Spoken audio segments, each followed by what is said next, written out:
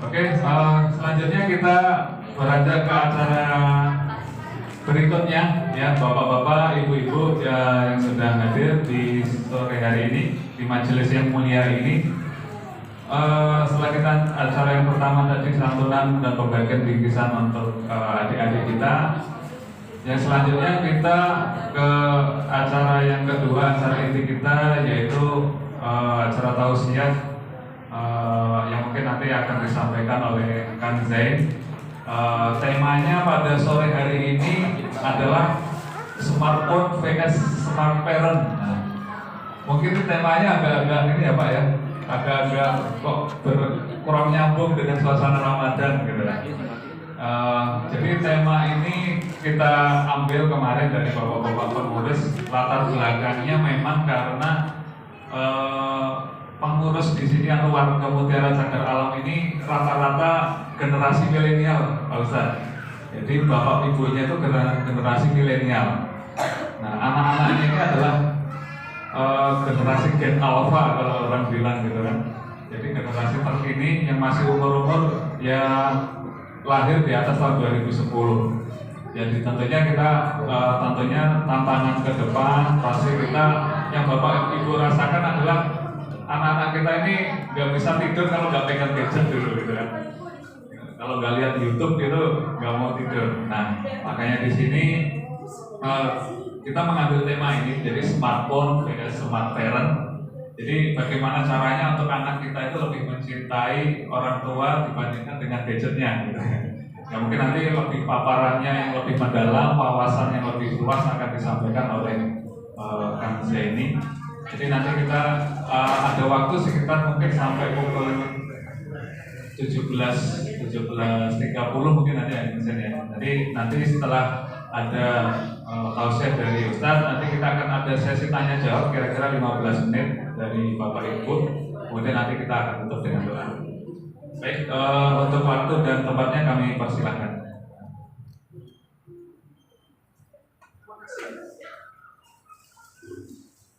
Sultan. Bismillahirrahmanirrahim. Assalamualaikum warahmatullahi wabarakatuh. Waalaikumsalam warahmatullahi wabarakatuh. Alhamdulillahirabbil alamin wa bihi nasta'in ala umuri dunya waddin. Wassalatu wassalamu ala asrofil anbiya'i wal mursalin wa ala alihi wa sahbihi ajma'in. Asyhadu an la ilaha illallah wahdahu la syarikalah wa asyhadu anna Muhammadan abduhu wa rasuluhu la nabiyya ba'da. Banyak yang melihat, sedikit yang mendengar. Banyak yang mendengar, sedikit yang memperhatikan. Banyak yang memperhatikan, sedikit yang mengerti. Banyak yang mengerti, sedikit yang menyimpulkan. Banyak yang menyimpulkan, sedikit yang berani memutuskan. Banyak yang memutuskan, sedikit yang mengamalkan. Banyak yang mengamalkan, sedikit yang ikhlas.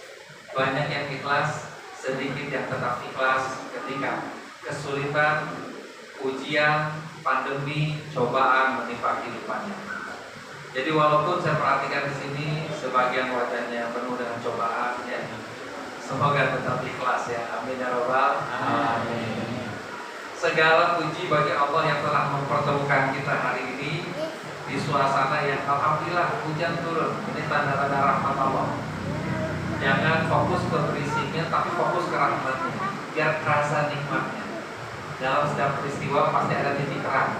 Dalam setiap peristiwa pasti ada titik positifnya.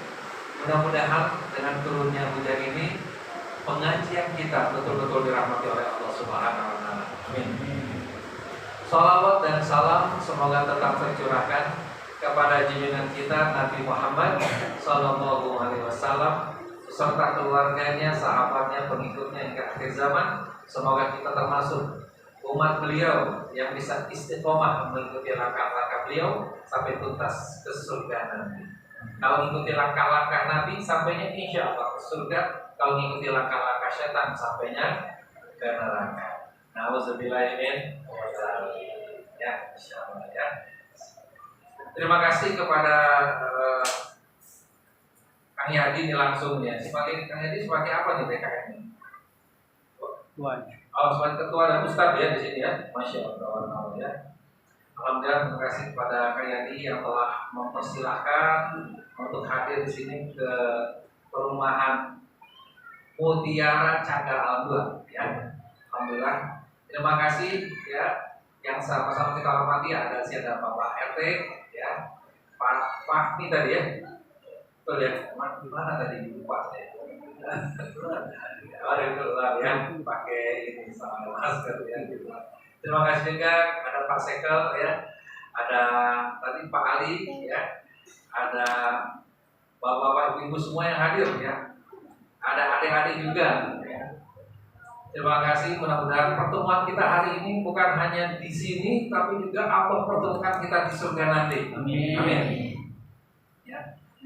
Oke ya, biar semangat nih sore-sore begini. Kalau Kang Sen tanya apa kabar baik ya, tolong jawab alhamdulillah semakin baik. Siap ya?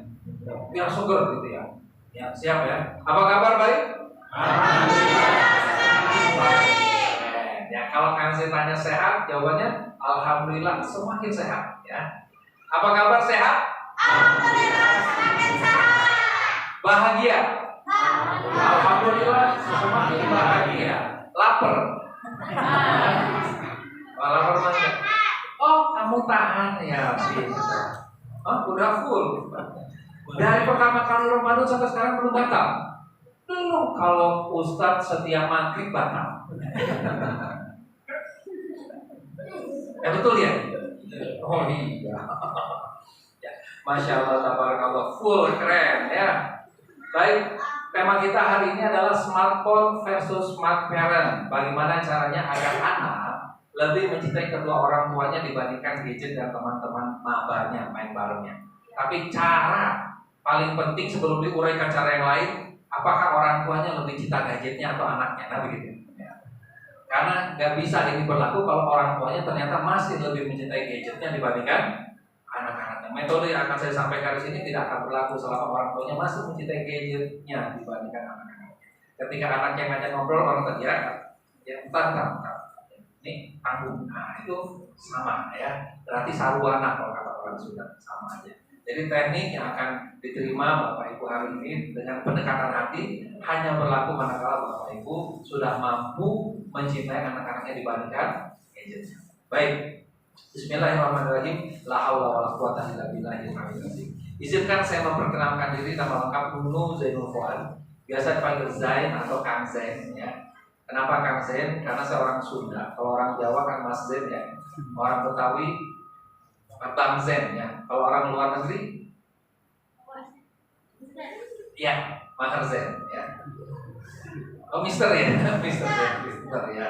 Mister Zain ya. Panggil Kang Zain aja karena orang Sunda. Kenapa Kang Zain orang Sunda? Karena Kang Zain lahir di Padang. Lahirnya di Padang. Tapi ibu, ya Sumatera Barat. Tapi ibu Kang Zain orang Sumedang, bapak orang Cidahu. Ya, Jawa Barat. Mereka menikah pindah ke Padang, lahir Kang Zain, begitu. Lahirnya Kang Zain di Padang. Tapi tetap secara kronologis darah Kang Zain tetap USA. Tahu USA? Kurang Sunda SC, ya. Alhamdulillah ya. Oke, alhamdulillah. Kang Zain satu sudah berkeluarga, ya, sudah punya istri, 3 putranya, ya, alhamdulillah ya. Yang 3 apa? Putranya. Kalau istri Kang Zain 1, putra Kang Zain yang pertama laki-laki, yang kedua cowok, yang ketiga pria. Alhamdulillah. Ya. Oh iya pria semua, berarti fokus. Konsentrasi. Yang paling besar udah kuliah semester 8, yang paling kecil kelas 2, yang paling kecil kelas 10, yang tengah-tengah kelas 12. Sekedar informasi buat Bapak Ibu dan adik-adik sekalian, ya, istri Kang Zain bukan orang Sunda, bukan orang Padang, tapi orang Kalimantan Selatan. Iya, Banjarmasin istri Kang Zain. Kenapa sih Kang Zain jauh-jauh pilih orang Banjarmasin? Karena Kang Zain yakin laki-laki sejati tidak akan menikahi wanita satu provinsi. Iya. Kenapa? Karena memang nggak sanggup, satu provinsi terlalu banyak. Betul ya? Ini pada fokus kan ini? Khawatirnya nggak fokus ini. Oke baik ya, alhamdulillah ya. Smartphone versus smart parent. Smartphone versus smart parent. Handphone makin cerdas, orang tua juga harus makin cerdas. Anak-anak juga makin cerdas. Ini harusnya ada versus lagi nih, smart berapa berarti? Smart kid ya. Saya nyangka banyak anak-anak juga dari Ramin sendiri ya, alhamdulillah ya. Baik, kita lihat smartphone dan smart parent ini apa aja kelebihan dan kekurangannya, apa aja persamaannya. Sekarang kita lihat persamaannya dulu. Karena kalau kita ingin tahu lawan kita siapa, kita kenali dulu diri kita dan kita kenali dulu potensi lawan kita. Gak mungkin kita bisa mengungguli kalau kita nggak kenal. Walaupun unggul paling kebetulan kan gitu ya. Nah kita kenali dalam smartphone ada apa? Ternyata ada sinyal. Ya, kalau handphone nggak ada, tapi smartphone ada sinyal. Itu bedanya handphone sama smartphone. Ada sinyalnya mulai 3G, 4G, sekarang sudah apa? 5G. Ya, ada sinyal. Dalam smartphone ada apa lagi? Ada SIM card. Dalam smartphone ada apa lagi? Sistem operasinya, ada OS-nya. Nah sekarang rata-rata orang udah pakai Android ya. Walaupun ada yang iPhone juga ada iPhone ya. Dalam smartphone ada apa lagi kita lihat? Ada RAM. Tahu RAM? Bukan rambut ya. Apa RAM? Penyimpanan. Ya singkatannya ada yang tahu? Yang tahu nggak dapat hadiah? Ayo boleh. Kan hadiahnya udah dibagi semua tadi. RAM ini random access memory. Nah, ya itu tempat pengolahan data. Oke ya. Ada lagi prosesor. Prosesor itu sistem pengolahannya. Ada lagi namanya ROM. Tadi ada RAM, ada ROM. Nah, ROM ini baru memori tempat penyimpanan data. Read only memory. Nah, tempat nyimpan data cuma bisa dibaca, tapi nggak ngolah ya. Ada lagi yang namanya pulsa dan kuota. Ada lagi yang namanya aplikasi. Betul ya? Macam-macam aplikasinya ya.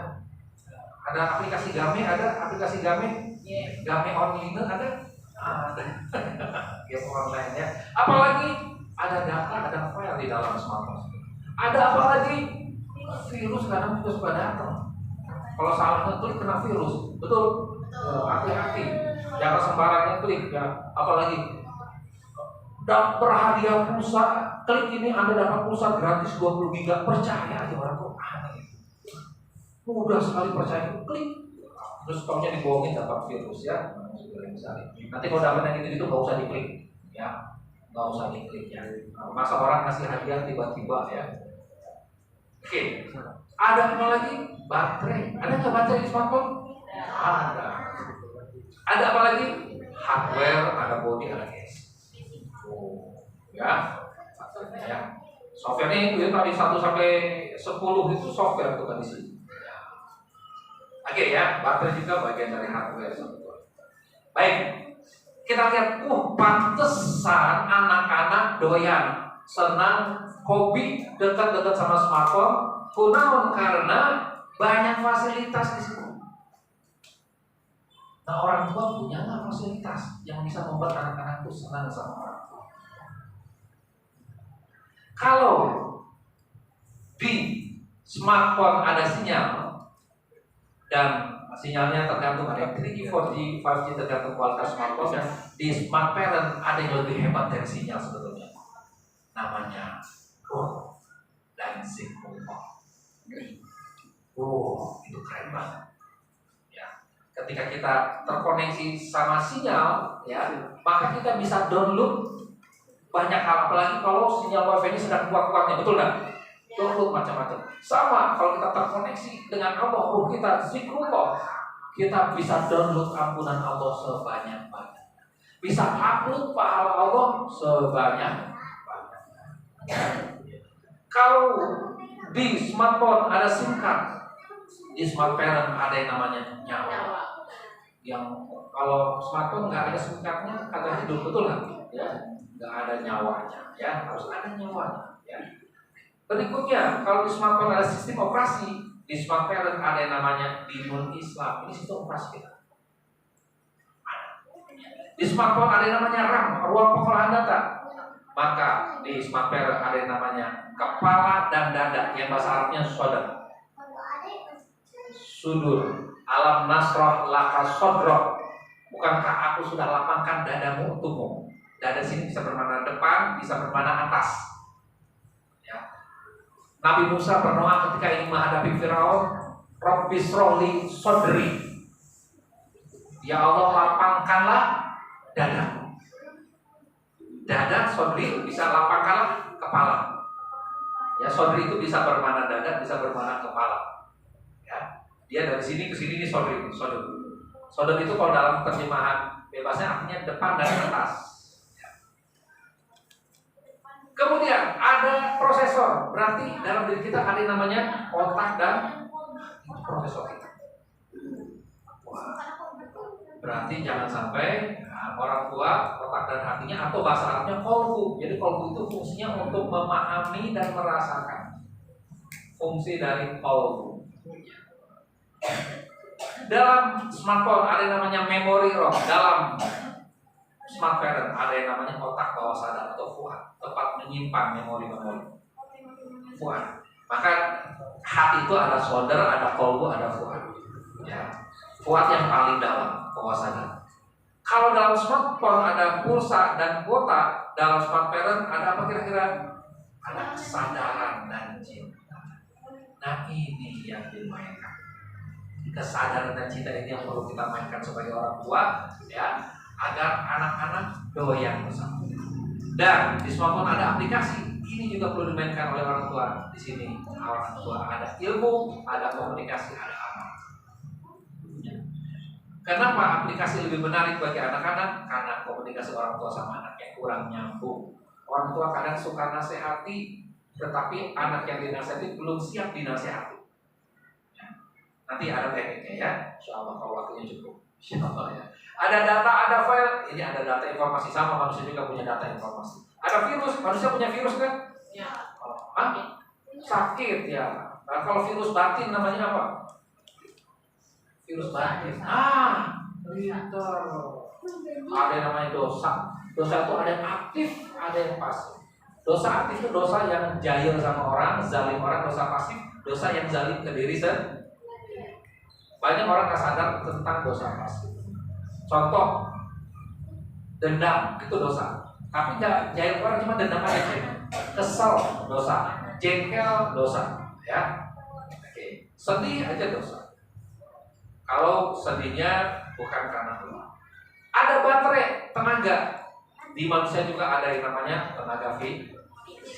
Ada hardware, body dan casing. Manusia ada yang namanya tubuh. Pondok, boten, sarwate. Sama enggak? Sama aja sebetulnya, dua-duanya ada. Cuman kita lihat orang tua bisa nggak ngolah potensi-potensinya. Sedangkan anak-anak ini bisa akrab dengan semua yang ada di sini. Nomor 1 sampai nomor 12 anak-anak itu akrab. Ya. Sehingga apa? Sehingga dia lebih mudah menyatu dengan smartphone. Sedangkan sama smart parent kurang.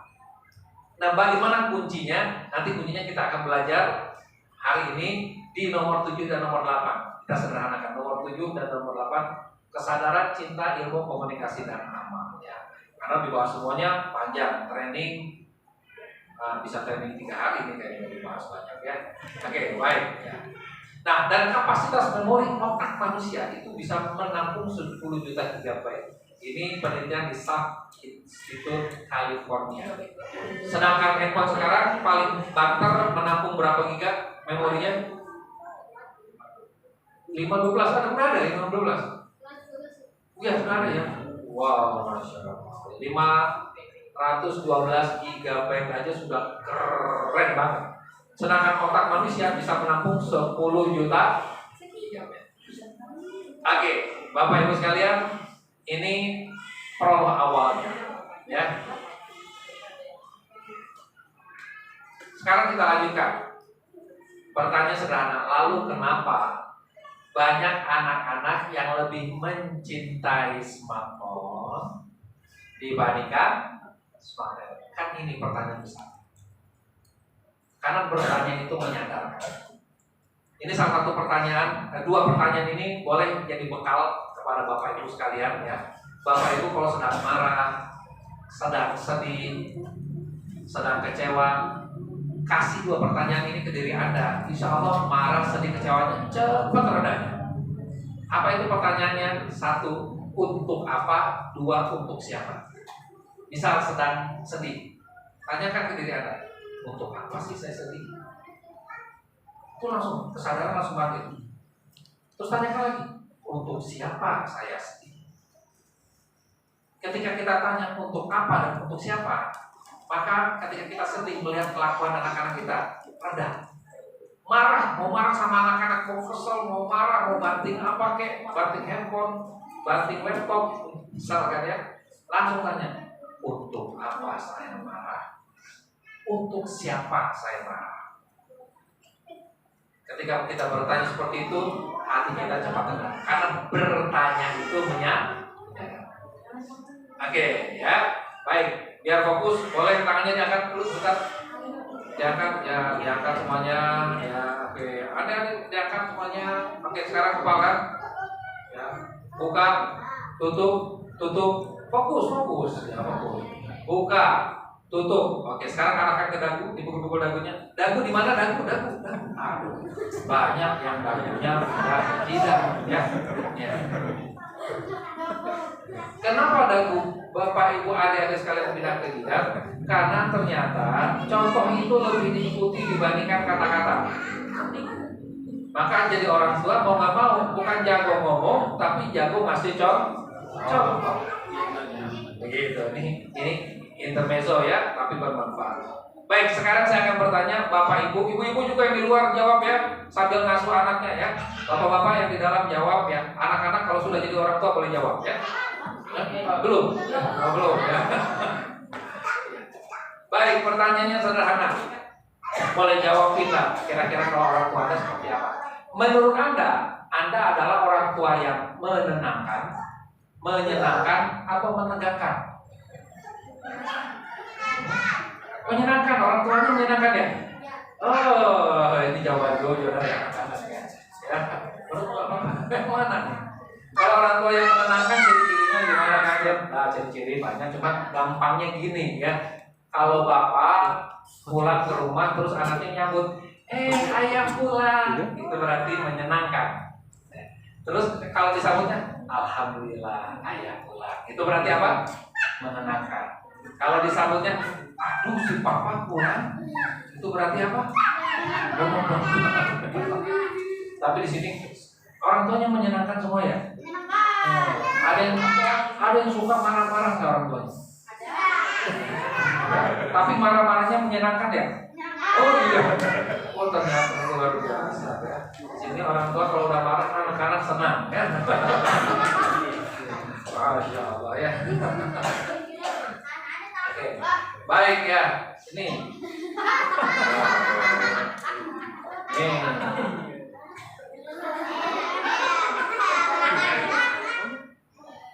Ini anak yang berbakti kepada orang tua.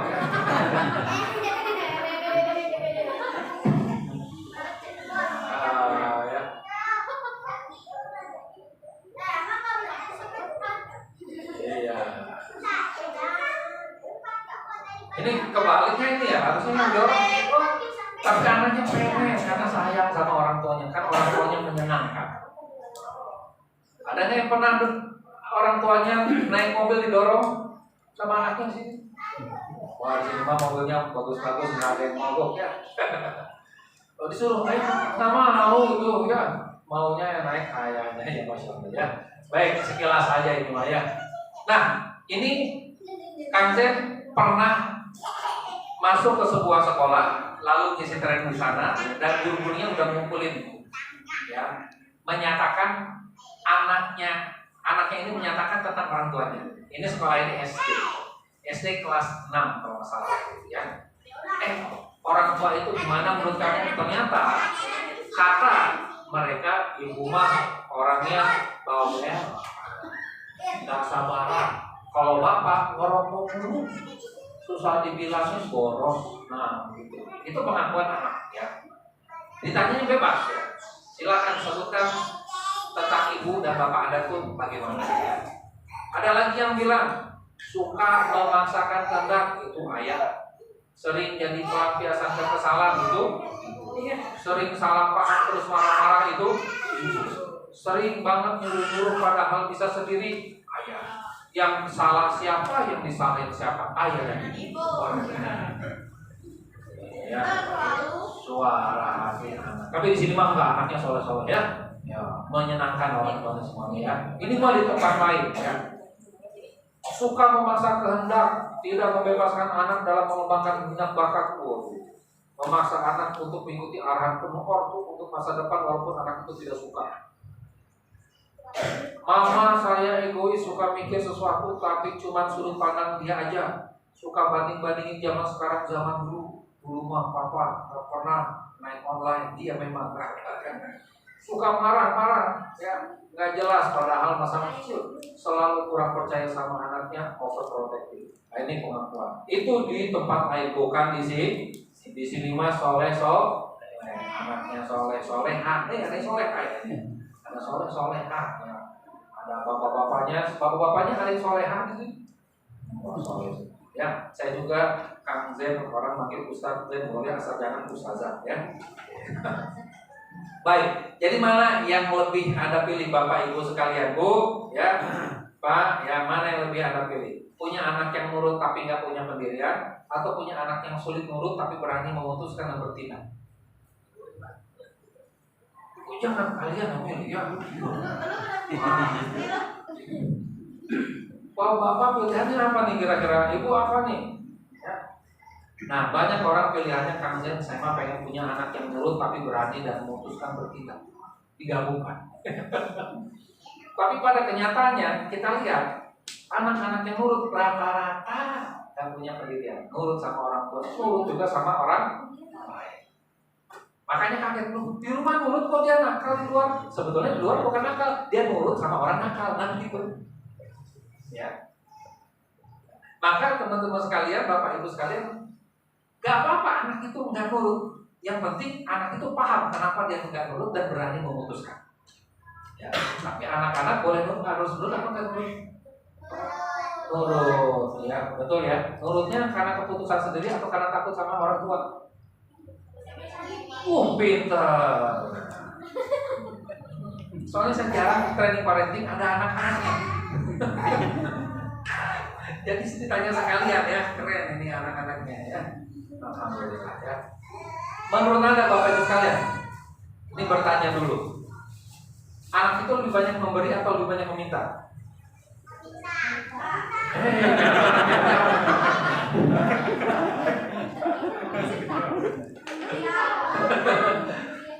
Ya, saya pengen dengar suara ibu-ibu nih. Ibu-ibu ikut dengerin apa enggak di luar ya?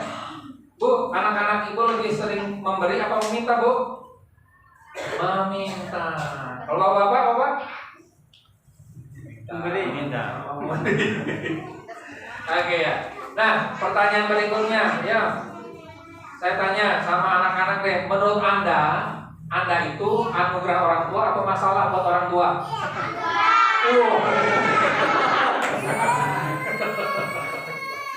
Ya, Bu, sepakat Bu ya, anak-anak itu anugerah Bu? Sepakat, Pak, sepakat ya pasti ya. Nah, yang namanya anugerah itu lebih sering memberi atau lebih sering meminta?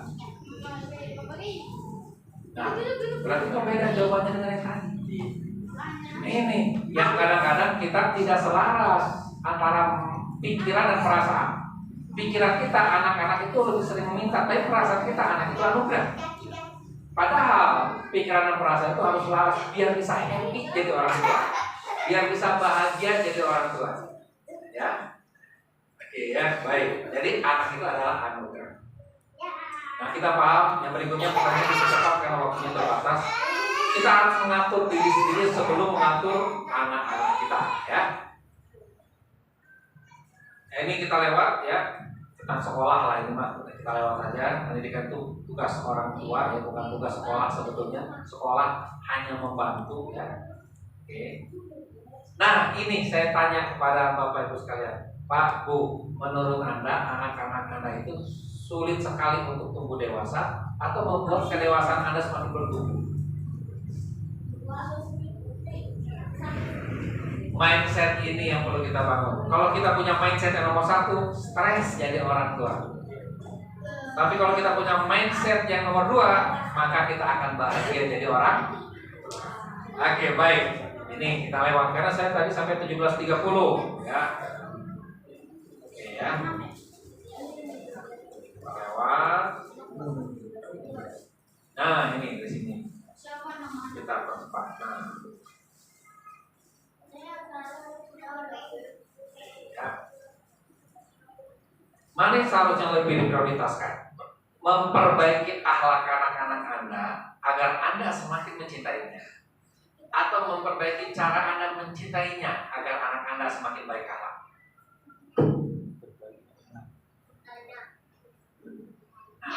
Sudah tahu. Saya yakin semuanya sudah tahu jawabannya. Nomor berapa? Dua. Nomor 2. Pintar ya. Memperbaiki cara Anda mencintainya agar anak Anda semakin baik akhlak. Yang jadi masalah, banyak orang tua yang bisa mencintai anaknya kalau anaknya akhlaknya baik, begitu. Nunggu anaknya berakhlak baik baru saya cinta sama anak saya kan. Wah, kalau gitu lebih waras anaknya daripada orang lebih dewasa anaknya daripada orang tuanya. Ya. Oke, mindset nomor 2 ini yang perlu kita bangun. Contoh, sekarang silakan jawab dalam hati masing-masing bunda, ayah bunda ya. Siapa nama anak pertama Anda? Sebutkan aja nama dalam hati. Oke, baik, sudah. Apakah Anda tahu arti nama anak itu? Oke, tahu ya? Oke ya. Yang nggak tahu istighfar ya. Oh, masih nama gue nggak tahu artinya. Harus tahu ya, harus tahu ya. Yang ketiga, pertanyaannya, seringkah Anda memanggil nama anak Anda dengan mana dan rasanya? Karena itu doa. Misalkan namanya siapa? Zaki. Zaki artinya apa? Zaki artinya nggak tahu bukan Zaki. Zaki tahu nggak? Pernah nanya ke sama mama? Apa artinya? Nggak pernah. Zaki itu berasal dari kata zaka yang artinya bersih dan bertumbuh. Makanya bertumbuh.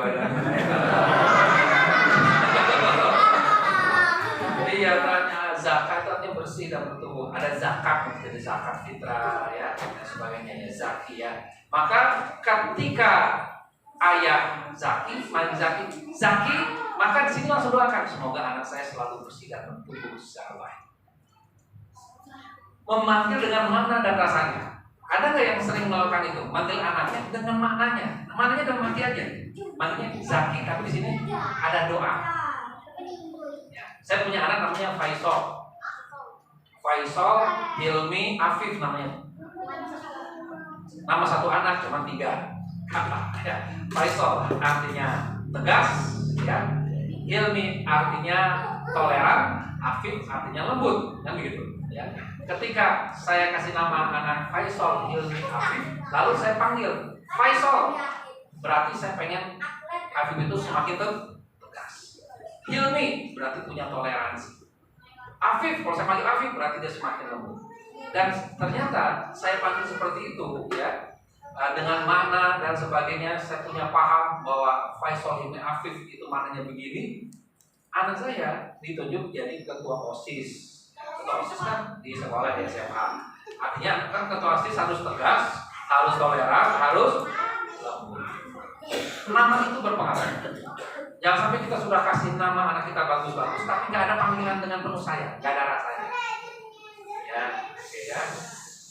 Wah, ya, oke ya. Baik. Kuncinya komunikasi, bahasa cinta. Berbicara dengan penuh cinta. Karena setiap kata ada makna dan rasanya. Setiap kata ada makna dan rasanya. Latihannya bisa dengan memperbaiki ruh, yaitu dengan zikir kepada Allah Subhanahu wa Ta'ala. Betapa banyak orang habis sholat zikirnya hanya kata tanpa makna dan rasa. Bapak Ibu kalau habis sholat baca subhanallahnya yang seperti apa? Yang tipe 1 atau tipe 2? Tipe 1 begini. Subhanallah 33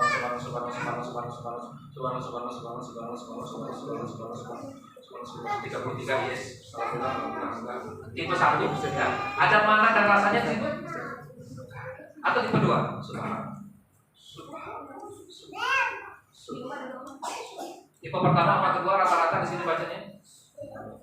Oh, 1,5 Kang Zen. Ya, Masya Allah ya. Nah, kita biasakan sama contoh. Nggak ada nama Pak Dewo di sini, nggak ada ya. Contoh Dewo seneng sama Dewi.